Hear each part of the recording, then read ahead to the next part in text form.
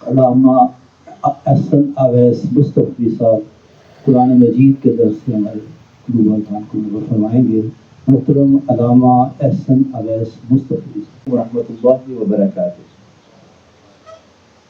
نحمده ونصلي ونسلم على رسوله الكريم اما بعد فاعوذ بالله من الشيطان الرجيم بسم الله الرحمن الرحيم قال الله تبارك وتعالى في القرآن المجيد يا أيها الذين آمنوا اجتنبوا كثيرا من الظن إن بعض الظن إثم ولا تجسسوا ولا يغتب بعضكم بعضا أيحب أحدكم أن يأكل لحم أخيه ميتا فكرهتموه واتقوا الله إن الله تواب رحيم۔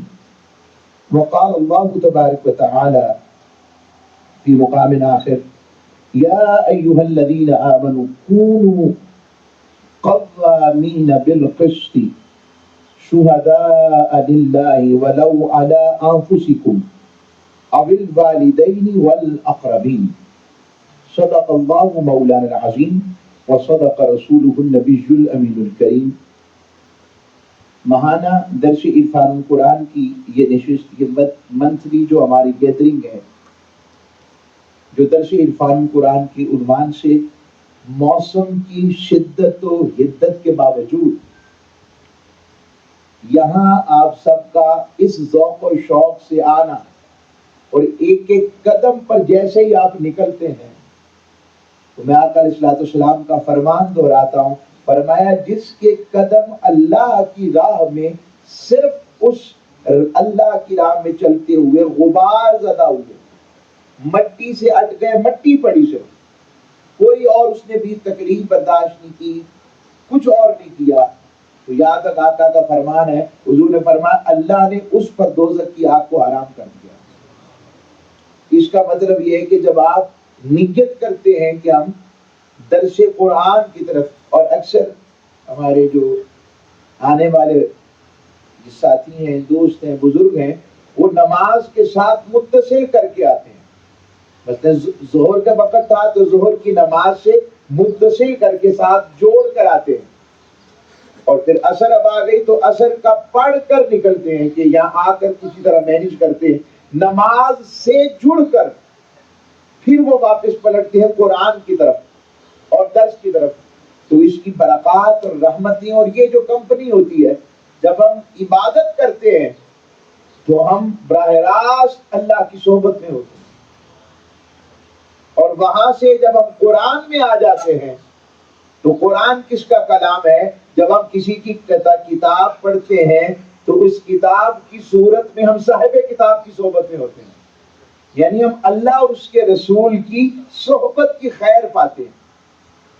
اور ہمارے مضامین جو ہیں، جو ایک مضمون چل رہا تھا قرآن اور آج کا نوجوان، اور تیسرا اس کے اندر یہ بھی تھا کہ قرآن اور نوجوان کی شناخت، کہ نوجوان اپنی شناخت کو کیوں بھول بیٹھا ہے، اصل میں اس کی شناخت کا ذریعہ قرآن سلیبس کی مانند ہے، جس کو اقبال کہتے ہیں کہ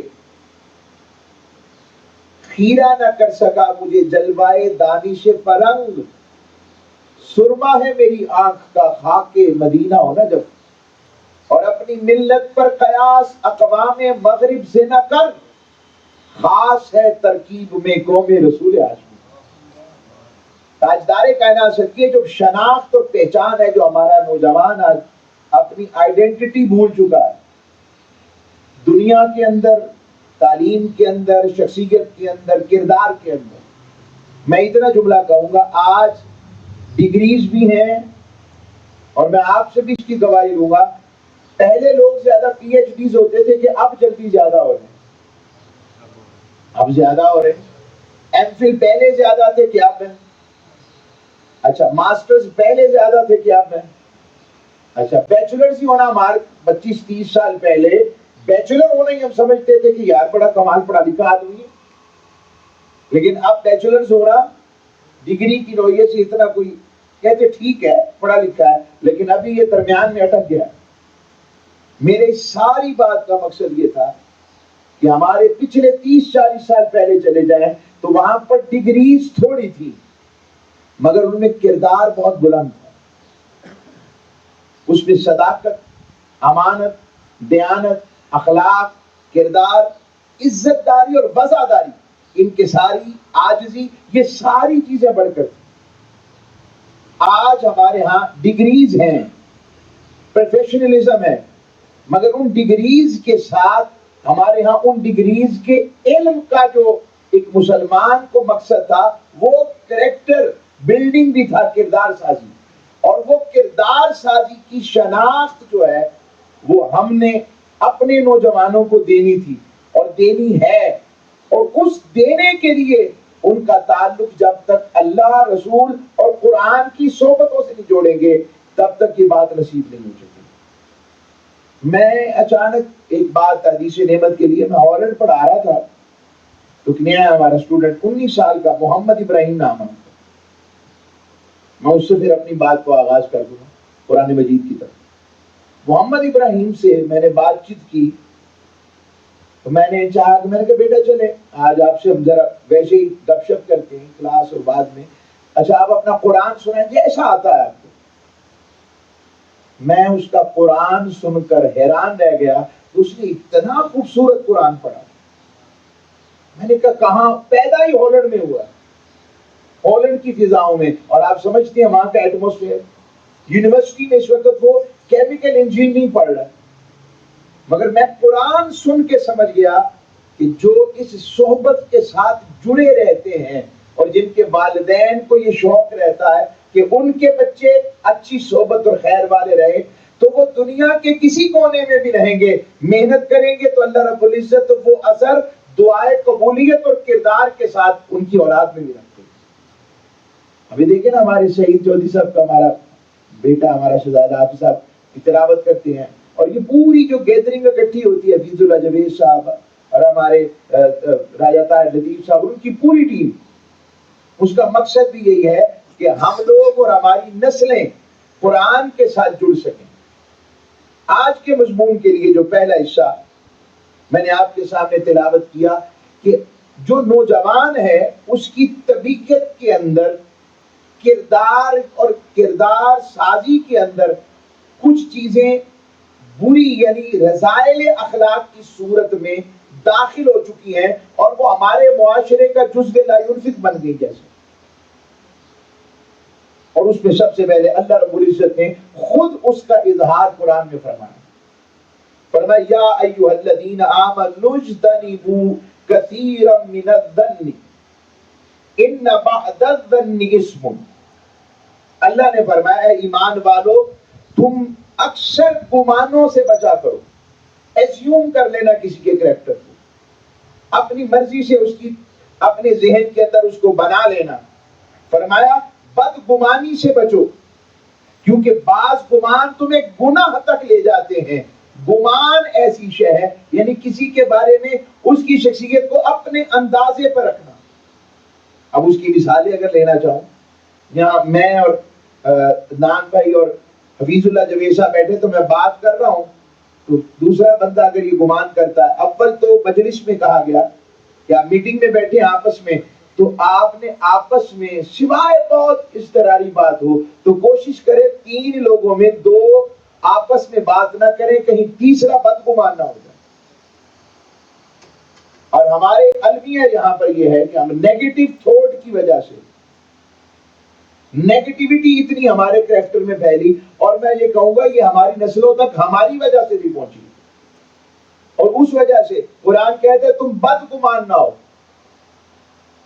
اور روایات کے ساتھ ساتھ یہ بات موجود ہے اور یہ مفسرین نے قول کیا اور اقوال ہے.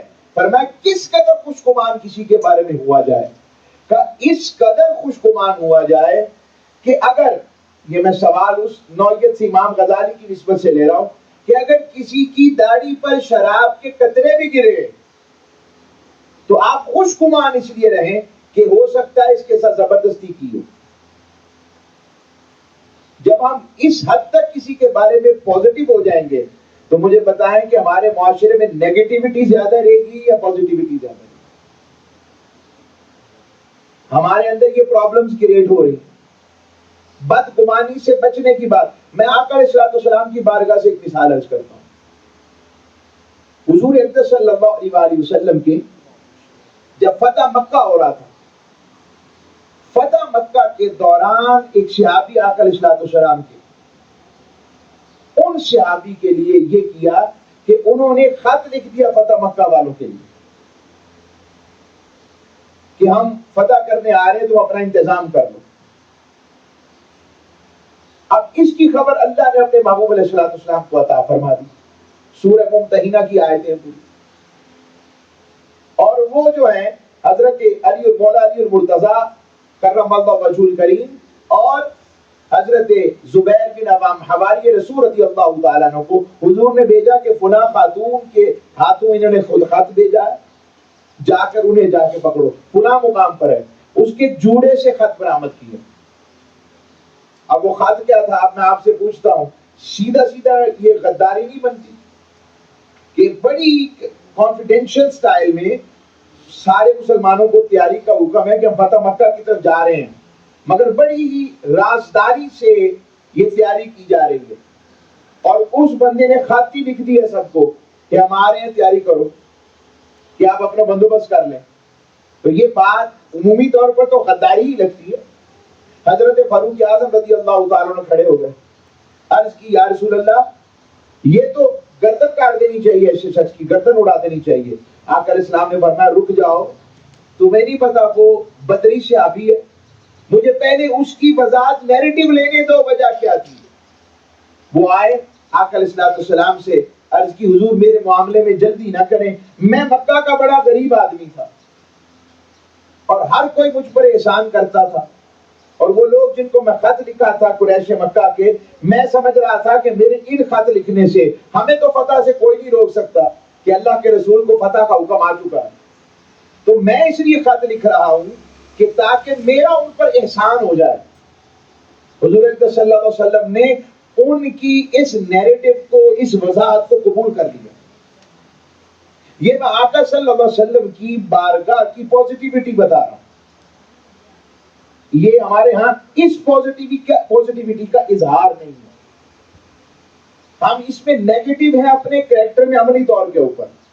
ہم اپنی فیملیز میں جو ہمارے ہاں ریلیشن شپس خراب ہوتے ہیں رشتہ داروں کے ہاں، وہ ایک آدھی مرتبہ بات ہوئی ہوتی ہے، کسی وجہ سے ایک طبیعت میں اختلاف آ جاتا ہے، رائے میں اختلاف آ جاتا ہے، سوچنے کسی معاملے کی معاملہ فہمی میں اختلاف آ جاتا ہے، بس اس اختلاف کو پھر جب ہم پانی دیتے رہتے ہیں تو میں آپ سے پوچھتا ہوں وہ اختلاف ہمیں کہاں لے کے جاتا ہے؟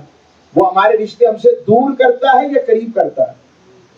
بس وہ جو رشتوں کو دور کرنا ہے، وہ رشتوں کو دور کرنے کی وجہ بدگمانی ہے کہ ہم زندگی کے اس گوشے پر یہ رزلٹ نکال لیتے ہیں کہ یہ ہمیشہ ہی ایسا رہے گا، جبکہ اللہ کے حبیب علیہ الصلوۃ والسلام پر اترنے والے کلام میں اللہ نے فرمایا ہے بدگمانی سے بچو،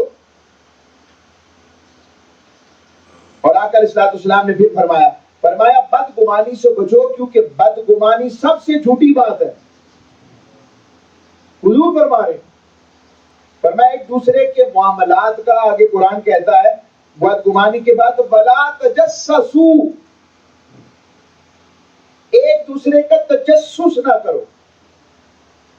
ہمارے ہاں کسی کے پاس گاڑی آ جائے، پیسہ آ جائے، اللہ کرم کر دے، کوئی ترقی پائے تو پھر ہم تجسس کرتے ہیں، مگر اگر کسی کے گھر روٹی نہ ہو تو اس کا تجسس نہیں کرتے ہیں۔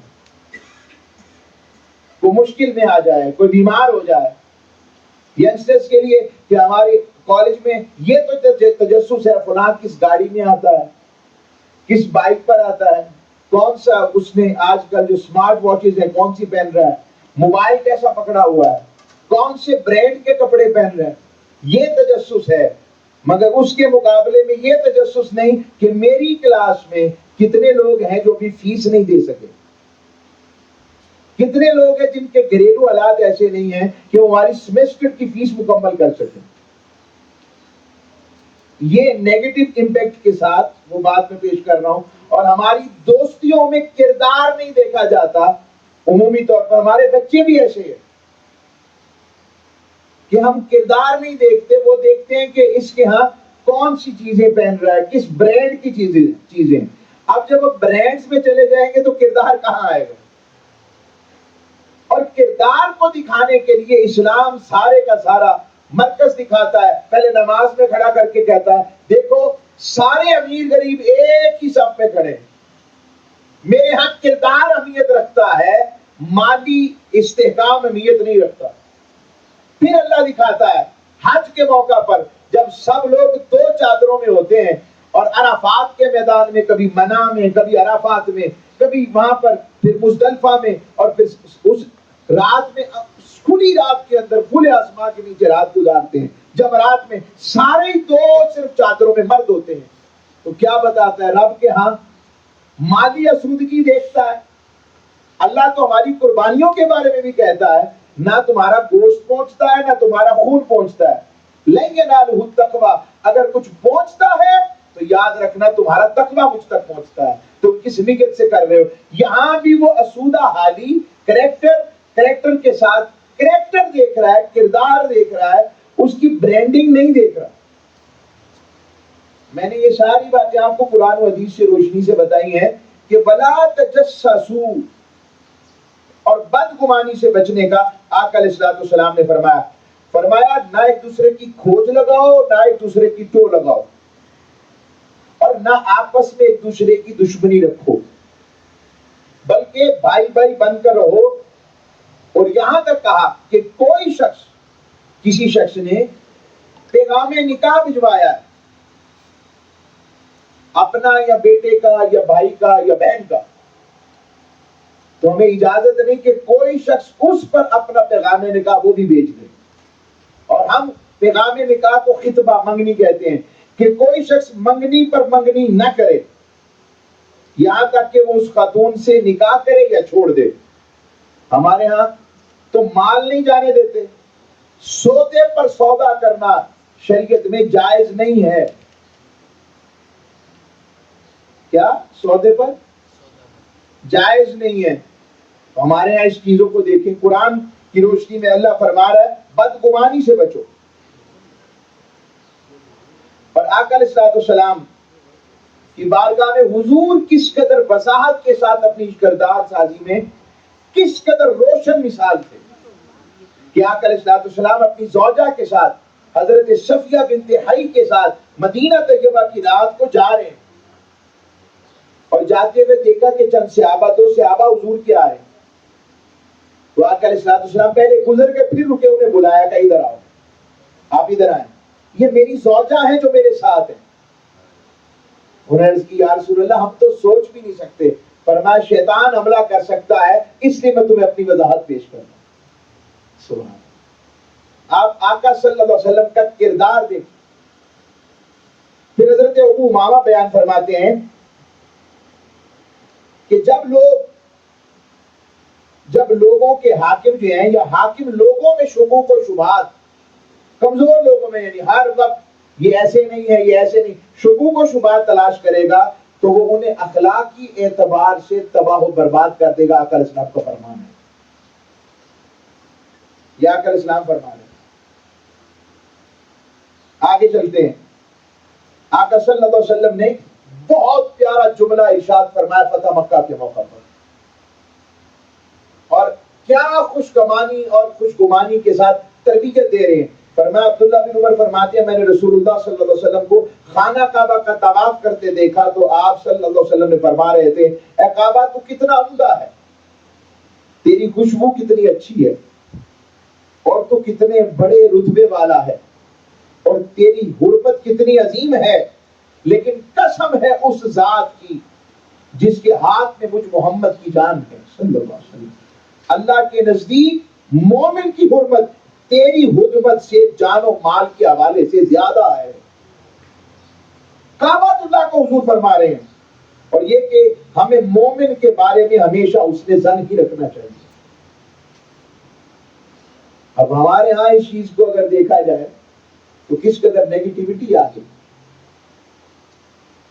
میں اس کے لیے پھر واپس پلٹتا ہوں، ایک اور چیز کی طرف اسی حدیث میں اشارہ ہے آیت میں، وَلَا تَجَسَّسُوا کے بعد کہ تم تجسس نہ کرو۔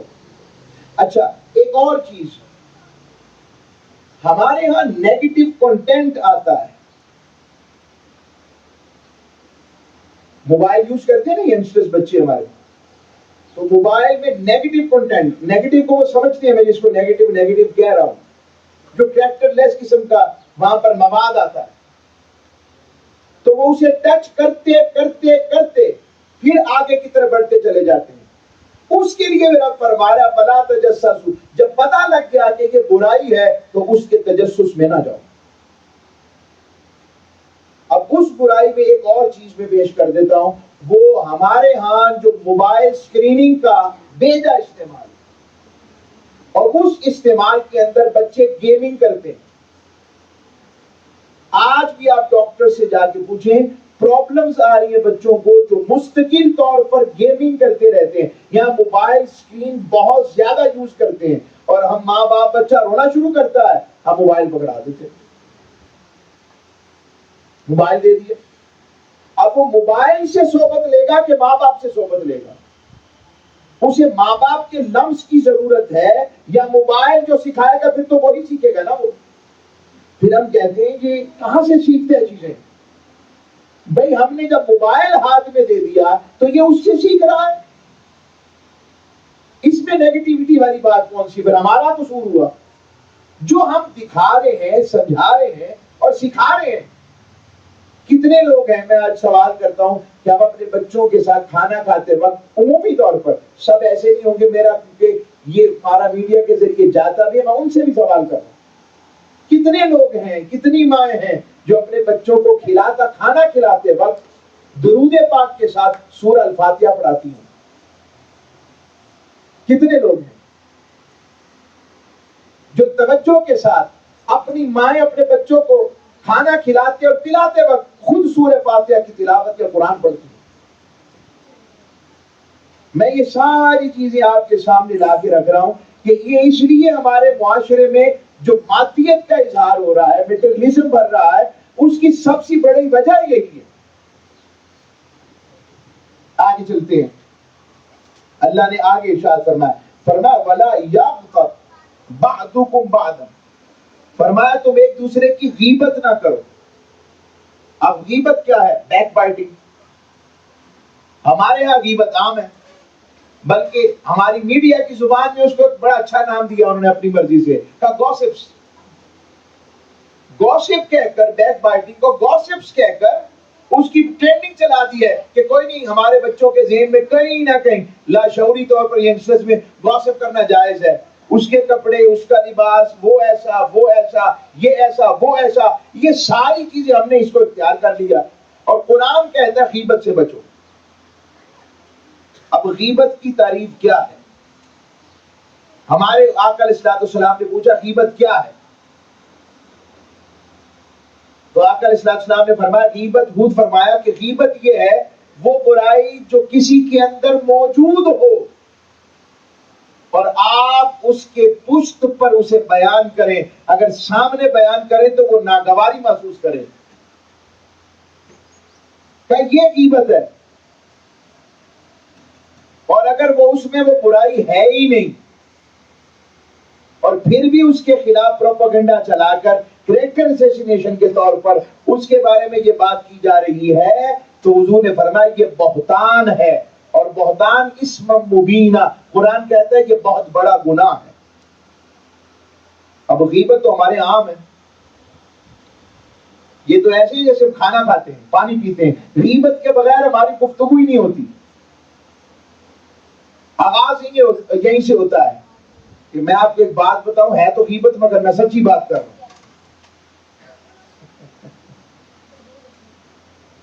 ہے تو برائی مگر میں رہ نہیں سکتا، میں کہہ رہا ہوں، میں تو منہ سے بھی کہہ دوں گا، پنجابی میں بول دیتا ہوں۔ بھئی آپ منہ پر ہی کر دیتے نا، یہاں کیوں کر رہے ہیں؟ اور اس غیبت کا جو تعلق ہے اس کا اظہار ہمارے صرف گھروں تک محدود نہیں ہے، غیبت کی وجہ سے ہماری فیملیز، ہمارے کالجز، ہماری یونیورسٹیز، ہمارے اسکولز، ہمارے جامعات، ہمارے گھر اور حتیٰ کہ اوپر تک چلے جائے حکمران اور اس سے آگے چلے جائے ہمارا مذہبی دینی طبقہ بھی محفوظ نہیں. وہاں تو بہتان کی حد ہے نا.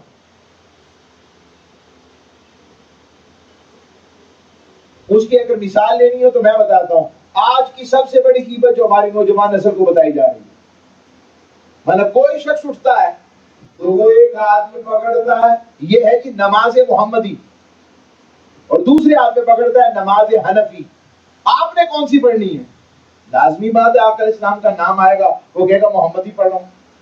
وہ جو محمدی کی بات کرے گا وہ کہے گا محمدی پڑھوں گا. کیا اس کا مطلب اس نے کہا کچھ نہیں مگر امام اعظم پر بہت بڑی تہمت لگا دی اس نے اندر انداز میں، اور وہ یہ کہہ کر کہ یہ جو ابو حنیفہ علیہ رحمہ کی جو نماز نعوذ باللہ ان کی اپنی ہے، اور وہ اتنی جرت کر گئے 1500 سال میں کہ جن کا نماز کا طریقہ 1500 سال سے رکا نہیں ہے، اور وہ اتنی جرت کر گئے کہ انہوں نے آقا علیہ السلام کے مقابلے میں اپنا طریقہ نماز ایجاد کر لیا. نعوذ باللہ من ذلک.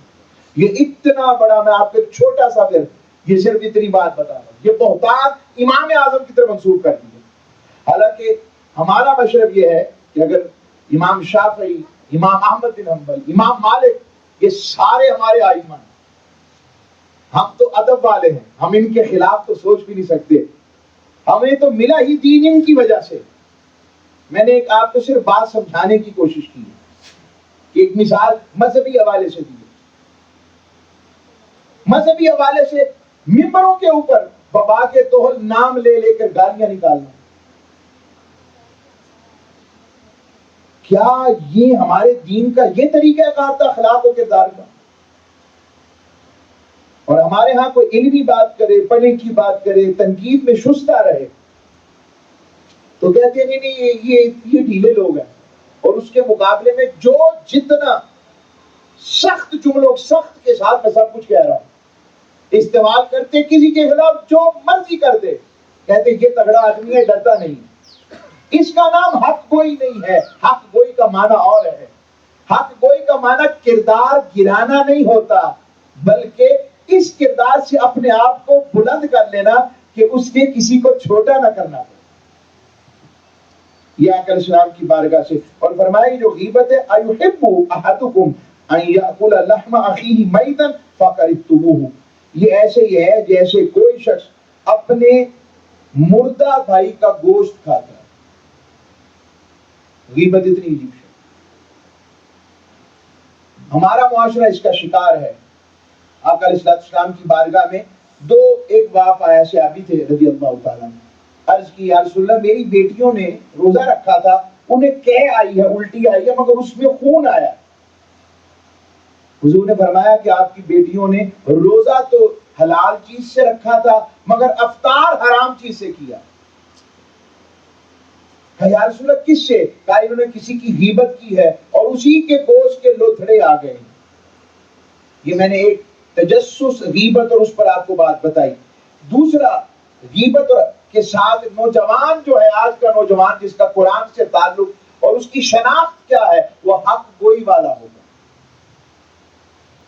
سچائی والا ہوگا، جھوٹ نہیں بولے گا.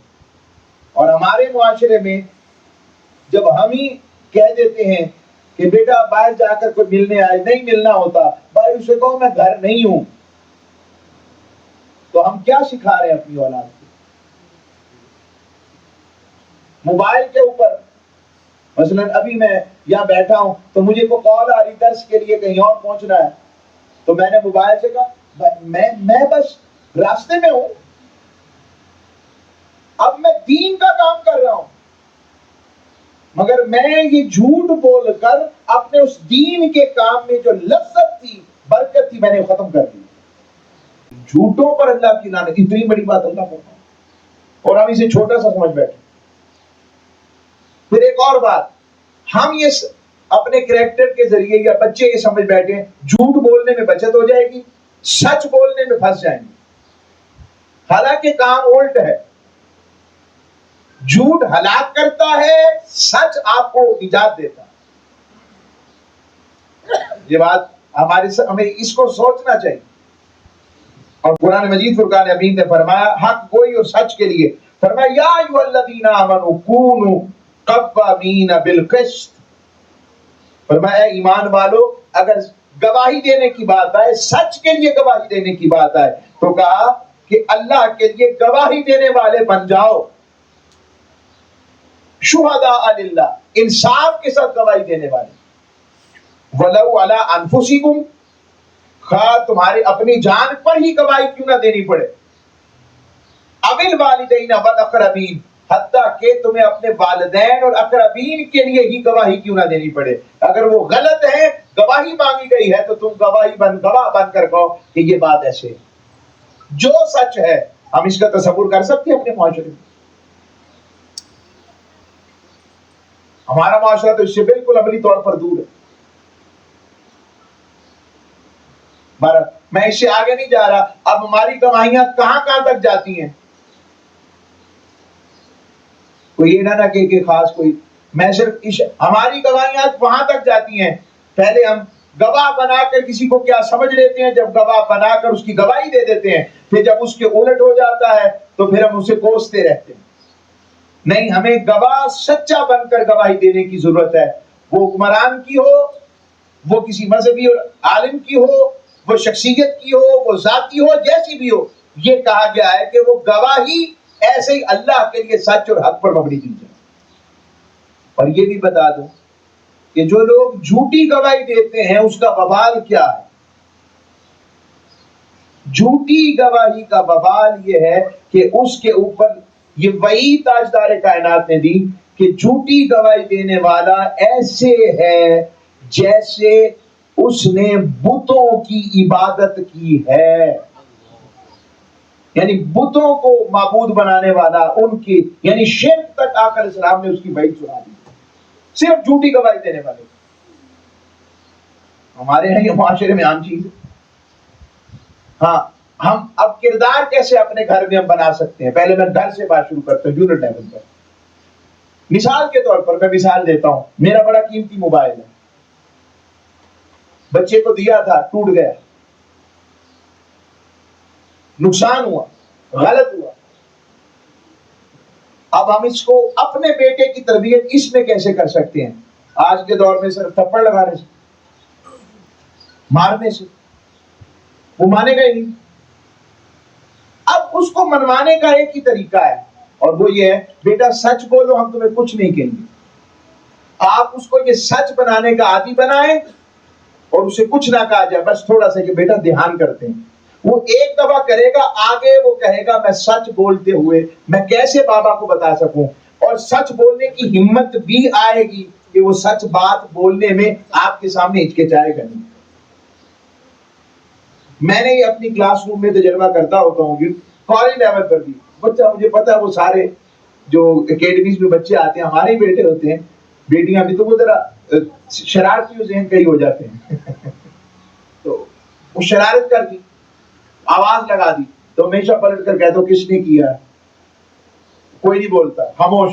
جو پہلی دفعہ جاتے ہیں ان کو نہیں پتا ہوتا ہمارا، تو میں کہتا ہوں بیٹا سچ بولو گے تو کچھ بھی نہیں ہوگا، میں بھی آپ کے ساتھ اچھی چیز ہوگی تو میں بھی انجوائے کروں گا۔ وہ سر مجھ سے ہو، بیٹا خیال رکھیں آئندہ سے۔ اتنا سا جملہ کہنے سے ایک تو اس بندے کی بھی پہچان ہو گئی کہ آئندہ ہم کہیں گے بیٹا آپ بتائیں کس نے کیا، اور دوسرا یہ بھی ہو گیا کہ میں نے اس کو اپریشیٹ کر دیا کہ بیٹا آئندہ نہیں کرنا، میں کچھ کہہ نہیں رہا بیٹا۔ جب ہم اس کو سچ کی جانب لائیں گے نہیں اور اس کے کریکٹر کو سچائی والا بنائیں گے نہیں، تو بتائیں سچ کے لیے اس کو اس طرف انگیج ہی نہیں کریں گے، کریکٹر بلڈنگ ہی نہیں کریں گے، کردار سازی نہیں کریں گے، تو وہ کیسے آگے بڑھ سکے؟ یہ میں نے آپ کے سامنے چند چیزیں، اور اس کے لیے سیدنا ابراہیم علیہ السلام کو دیکھیں، حق گوئی کا پیکر تھے، تو اپنے ہی جو چچا تھا آزر اس کے خلاف ہو گئے۔ اب یہاں پر مختلف ہی بات ہے، ہماری تحقیق کے مطابق چونکہ نسب مصطفیٰ کی بات ہے، آقا علیہ السلام کے نسب کی، اور حضور نے فرمایا کہ میرا نسب پاک سلبوں سے پاک رحموں میں منتقل ہوا، اور اللہ نے قرآن میں فرمایا ہے ووالدی وما ولد، حبیب آپ کے والد کی قسم اور آپ کی قسم جو پیدا ہوئے۔ تو اللہ کبھی ہماری تحقیق کے کافروں کی قسمیں نہیں کھاتا، اور اس پر تاریخ کے مستند ذرائع بھی گواہ ہیں کہ حضرت ابراہیم علیہ السلام کے والد کا نام تارخ تھا، آزر نہیں تھا۔ ہمارے ہاں معاشرے میں بھی کئی دفعہ پچھلے 25-30 سال 40 سال پہلے چلے جائیں تو کئی لوگ اپنے ابو جی کو چچا جان کہتے تھے اور اپنے دادا کو ابو جی کہتے تھے۔ ایسا ہے کہ نہیں؟ کئی علاقوں میں بتایا میں نے تو دیکھا ہی۔ اور اپنی دادی جی کو اماں جی یا بے جی کہتے تھے اور اپنی امی کو آپی جی یا چاچی جی کہتے تھے۔ یہ معاشرے میں رہا ہے۔ تو اس طرح آقا علیہ السلام کے جو جد آقا ابراہیم علیہ السلام، ان کے والد محترم بچپن میں فوت ہو گئے تھے ابراہیم علیہ السلام کے، اور یہ جو آزر تھا اس نے پالا تھا، اس لیے ہم آقا علیہ السلام کے نسب کی وجہ سے آزر کو چچا کہتے ہیں۔ آبا کا لفظ پالنے والے کے لیے استعمال ہوتا ہے، یہ اس میں اختلاف رائے رکھی جا سکتی ہے، مگر ہماری تحقیق چونکہ آقا علیہ السلام کے نسب کی بات آتی ہے تو اللہ نے قرآن میں کہا ہے کہ میرا محبوب حبیب تیرے والد کی بھی قسم، اور رب نے فرمایا ناپاک عورتیں ناپاک مردوں کے لیے اور پاک عورتیں پاک مردوں کے لیے۔ تو اللہ نے اصول رکھا، اگر یہ اس مناسبت سے ہم سمجھتے ہیں کہ رب نے اپنے محبوب سے بڑا پاک کوئی بنایا نہیں، اس لیے محبوب کا نسب بھی پاک، حسب بھی پاک ہے اور نسب بھی پاک۔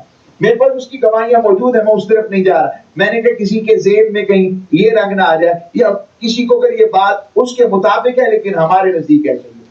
ہم تو سمجھتے ہیں کہ آقا علیہ السلام کا حسب بھی پاک ہے اور آقا علیہ السلام کا نسب بھی پاک ہے۔ تو عرض کر رہا ہوں تاجدار کائنات صلی اللہ علیہ وسلم کے اس صدقہ اور رحمت کے صدقے تو ہمارے بچوں کے اندر یہ جو سچائی اور حق نمائی، تو حضرت ابراہیم علیہ السلام کیسے ڈٹ گئے تھے؟ اس سے آگے آ جائیں، سیرت انبیاء کو دیکھیں، وہ کیسے ڈٹے رہے، اور آقا علیہ السلام کی سیرت کو دیکھیں۔ 16 سال کے سعد ابن ابی وقاص ہیں جنہوں نے آقا علیہ السلام کی کلمہ پڑھا ہے، حضور کا کلمہ پڑھ کر اللہ پر ایمان لا کے ڈٹ گئے، پیچھے نہیں ہٹے۔ بلال حبشی ڈٹ گئے، پیچھے نہیں ہٹے۔ فاروق اعظم ڈٹ گئے، پیچھے نہیں ہٹے۔ مولا علی 13 سال 12 سے 13 سال کے ہیں، جب سارے قریشی اور ہاشمی بیٹھے ہیں وہ دب کے بیٹھے ہیں اور جھج کے بیٹھے ہیں کہ سچ کہیں، انکار کریں یا اقرار کریں، تو مولا علی اور مرتضیٰ ہاتھ کھڑا کر کے کہتے ہیں میں اقرار کرتا ہوں۔ حضرت عثمان غنی ینگسٹرز ہیں، تو پتہ لگا یہ ینگسٹرز جوان ہی ہیں جو معاشرے کا رخ پوزیٹیو لے جا سکتے ہیں، ہمارا معاشرے کا اثر امپیکٹ باہر لا سکتے ہیں، اور یہ اسی وقت ممکن ہوگا جب ہم ان کو وہ کردار سازی کے لیے ماحول سازگار فراہم کریں۔ میں دونوں طرف بات کر رہا ہوں، اسی لیے اس سے آگے آ جائیں۔ قرآن میں اللہ رب العزت نے فرمایا کہ انسان کے اندر جو محنت کرنا ہے، لیس للانسان الا ما سعی، انسان کے لیے وہی کچھ ہے جس کے لیے وہ کوشش کرتا ہے۔ اب میں اس کی آپ کو ایک مثال دیتا ہوں، ایگزامپل بڑی آپ توجہ رکھیے۔ ایگزامپل یہ ہے کہ اگر کوئی شخص، ایک ہندو کا بچہ ہے ایک مسلمان کا بچہ ہے، یہ ایگزامپل آپ کو سمجھ آ جائے گی۔ اب مسلمانوں کا بچہ پڑھتا نہیں ہے اور وہ ان پڑھ رہ جاتا ہے، اور ہندو کا بچہ پڑھتے پڑھتے محنت کرتے کرتے ڈاکٹر بن جاتا ہے، انجینئر بن جاتا ہے، کامیاب بزنس مین بن جاتا ہے۔ تو میں آپ سے سوال کروں، اگر سوال بڑا دلچسپ ہے، جواب میں خود ہی، کوئی مسئلہ نہیں، گھبرانا نہیں۔ اللہ کی رحمت کس پہ ہے، ہندو کے بچے پر کہ مسلمان کے بچے پر؟ کشمکش میں آ گئے نا سوال کے جواب پر، میں اس سوال کا جواب دیتا ہوں۔ اللہ کی رحمت مسلمانوں کے بچے پر ہی ہے، مگر یہ مقام اسباب ہے۔ اللہ نے کہا لیس للانسان الا ما سعی، اس کے لیے وہی کچھ ہے جس کے لیے کوشش کرے گا۔ ایک اللہ کی رحمت ہے، ایک اللہ کی مشیت ہے۔ مشیت میں اسی طرح ہے، جو بیج بوئے گا محنت کرے گا اسی کا پھل اگے گا، جو خالی بیٹھا رہے گا بیج نہیں بوئے گا محنت نہیں کرے گا اس کو اس کا پھل نہیں ملے گا۔ یہی صورتحال یہاں ہے کہ رحمت اللہ کی مسلمانوں پر ہی ہے، مگر جو محنت اس دارالعمل میں دارالاسباب میں سائنس پر کرے گا، ٹیکنالوجی پر کرے گا، دین کی ریسرچ پر کرے گا، جو محنت کرے گا وہ آگے نکل جائے گا۔ اس لیے خالی دعاؤں کے ذریعے اگر سارے کام ہوتے تو آقا سے بڑھ کر بتائیں کو مستجاب دعا رب نے بنایا، پھر تو بدر کی ضرورت نہیں تھی نا، پھر تو احد کی ضرورت نہیں تھی۔ آقا علیہ السلام نے 30 سے 32 غزوات لڑے ہیں اور ٹوٹل سرائے ملائے تو 80 سے 82 جنگیں بنتی ہیں، پھر تو ان کی ضرورت ہی نہ رہتی۔ حضور اشارہ کرتے تو سارے کافروں کی گردنیں اتر جاتی۔ ایسا ہو سکتا تھا کہ نہیں، بولیے، مگر ایسا ہوا نہیں۔ یہی ہمارے لیے فکر والی بات ہے کہ جو کردار پر محنت کرے گا، جو حق اور محنت کو اپنا شعار بنائے گا، تعلیم حاصل کرے گا، علم کے لیے جدوجہد کرے گا، اچھی صحبت صالح کے لیے کوشش کرے گا، اسی کا کردار بلند ہوتا چلا جائے گا۔ اور جو نہیں کرے گا، یہ ممکن نہیں ہے کہ ہم آلو کا بیج بوئیں اور یہ یقین رکھیں کہ گندم اگے گی، ایسا نہیں ہو سکتا۔ آلو بوئیں گے تو آلو ہی بویا جائے گا۔ لیس للانسان الا ما سعی۔ اب ہمارے بچوں کے اندر اس سے اگلی چیز جو قرآن چاہتا ہے کہ جو مومن بچہ یا ہمارے نوجوان ہے اس کے اندر سستی اور کاہلی نہ ہو۔ سستی اور کاہلی ایسی چیز ہے کہ سستی اور کاہلی سے تو آقا علیہ السلام نے دعا مانگی کہ یا اللہ ہمیں ہر طرح کی سستی اور کاہلی سے محفوظ فرما۔ یہ میں نے آپ کو معاشرے کے حوالے سے چند چیزیں پیش کی ہیں، اور پھر معاشرتی اصلاح کا خواہش مند ہونا اگلی بات میں دیکھیں۔ ہمارے کالجز میں، یونیورسٹیز میں جو کلچر اس وقت چل رہا ہے،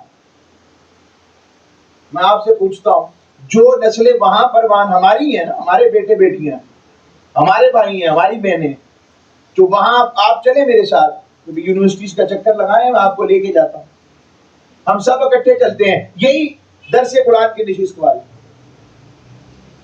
کیا آپ کو لگتا ہے کہ یہ ہمارے بچوں کو یہ معاشرہ اسلامی سوسائٹی کا حصہ لگتا ہے؟ کیا وجہ ہے؟ کیونکہ وہ ہمارے ہی بچے ہیں جنہوں نے اپنی مرضی سے نہیں، ہمارے ہی سکھائی ہوئی چیزوں کو اپنے انداز میں اور اس کو اپنے مطابق ہائر پیک پر لے جاتے ہوئے نیا لائف سٹائل ایجاد کر لیا، اور ان سے ہماری غرض نہیں، ہمارا تعلق کٹ گیا اپنے بچوں سے۔ اس کے مقابلے میں اسلام ایسے نوجوان کا خواہش مند ہے جس کی شخصیت بدل جانے والی نہ ہو، بلکہ وہ خود اللہ اور اس کے رسول کی طرف لا کر لوگوں کو بدلنے والا بن جائے، لا کر بدلنے والا بن جائے۔ اب میں کئی دفعہ ہمارے پاس سوشل میڈیا پہ بچے ساتھی بیٹھتے ہیں تو ہمیں جب کسی بندے کی پروفائلز دکھائی جاتی ہیں تو کہتے ہیں کامیاب شخص وہ ہے کہ وہ مکہ شریف کی حاضری کی بھی تصویریں ہیں، جب یہ صاحب اس کی تائید کریں گے، راجہ طاہر لطیف صاحب بھی، کہ اس میں مدینہ شریف کی حاضری کی بھی تصویریں ہیں، نعت کی محفل میں بھی بیٹھا ہوا ہے اور کانسرٹ میں بھی گانا گاتے ہوئے اور ڈانس کرتے ہوئے بھی نظر آ رہا ہے۔ ایسا ہے کہ نہیں ایسا؟ اب یہ کیا ہے؟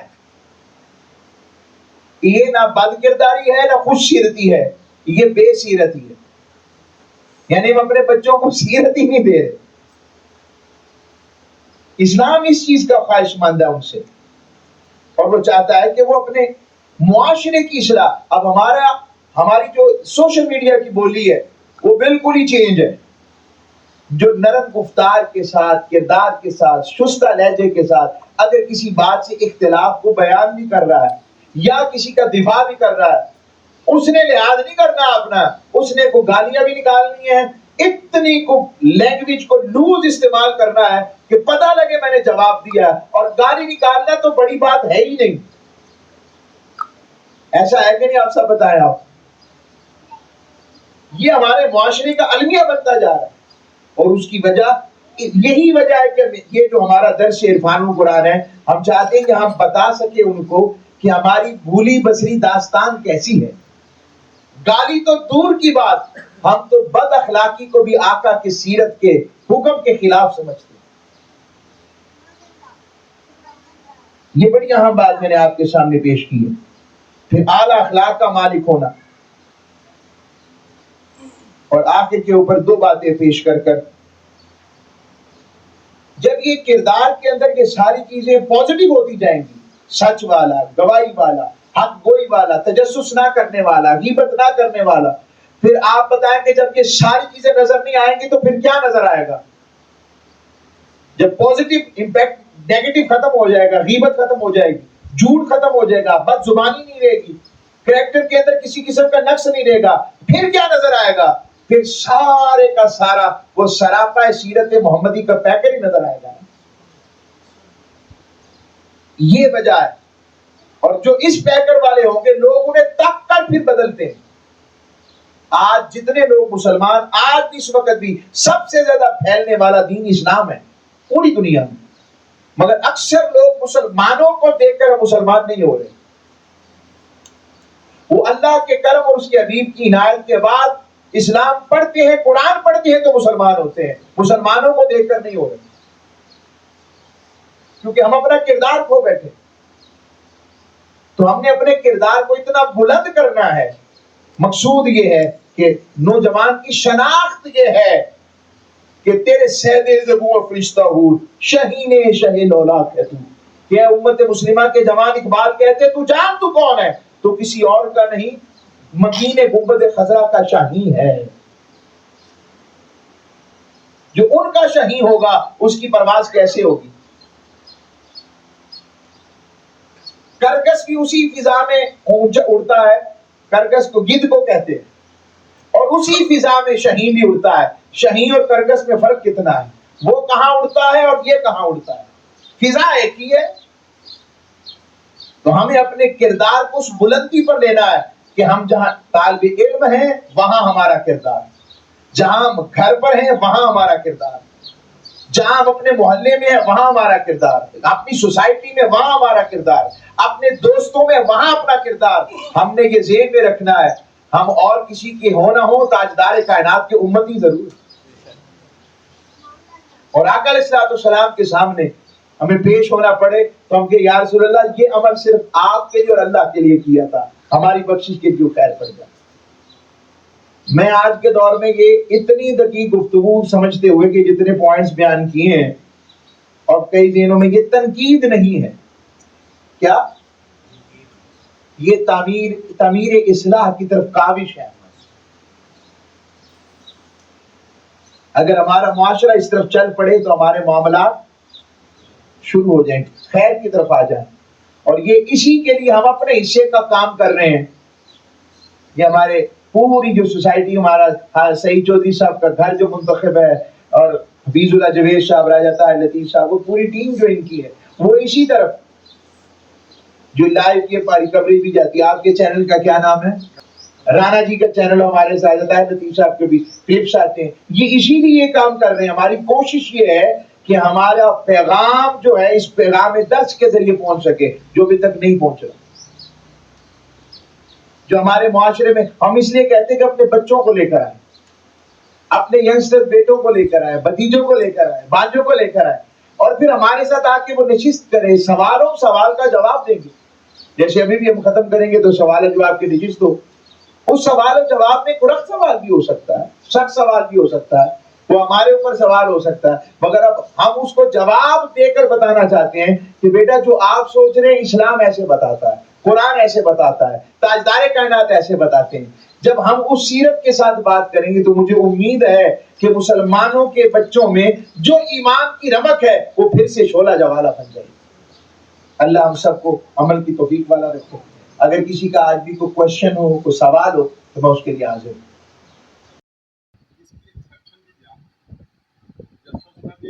हाँ, अच्छा, वो उस तरफ आ गए।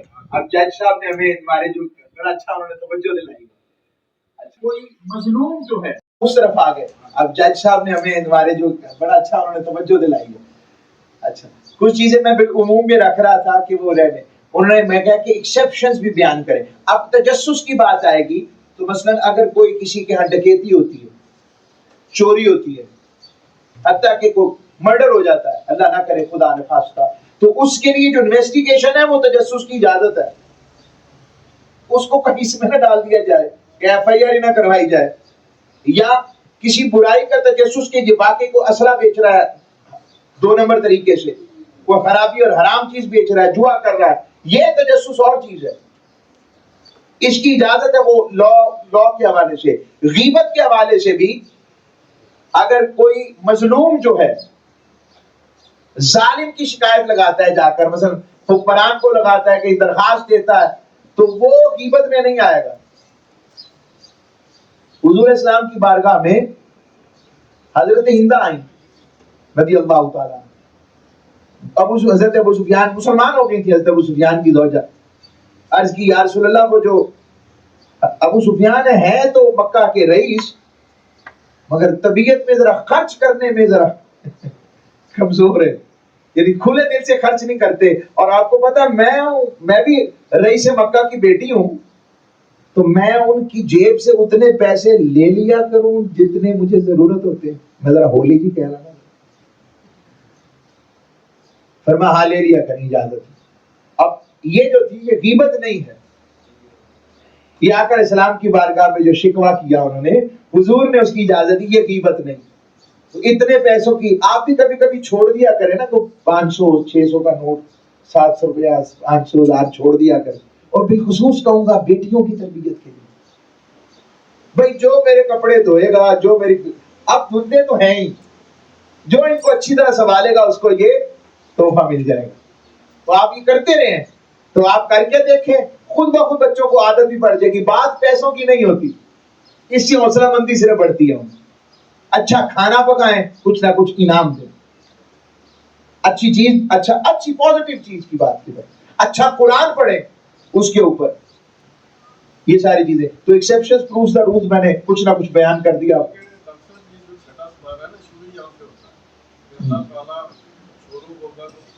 سوائے اس کے، ہاں سوائے اس کے جس پر ظلم والا بتا سکتا بیان، اور آقا نے فرمایا مظلوم کی آہ سیدھی عرش پر جاتی، ٹھیک ہے۔ تو یہ ہمارے جج صاحب نے ہمیں بڑا اچھا انہوں نے ایک تاثر دیا، کسی کا اور کا سوال ہو اس میں۔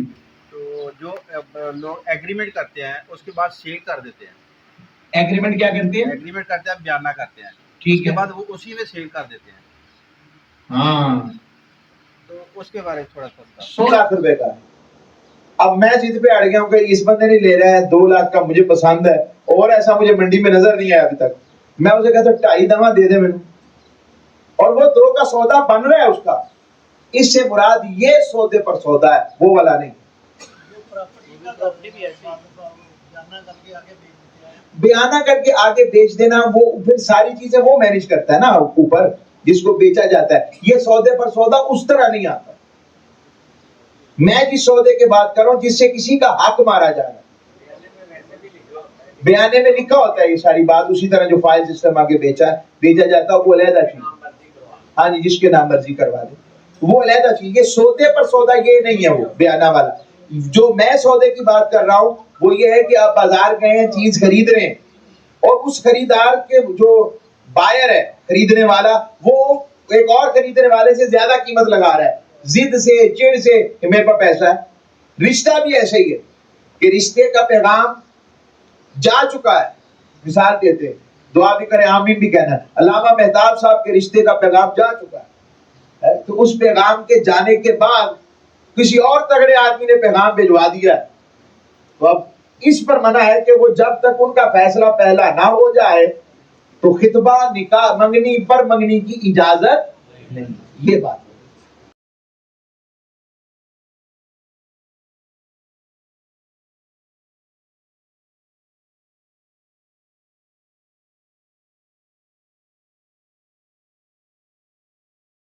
اللہ آپ سب کو حامی ناصر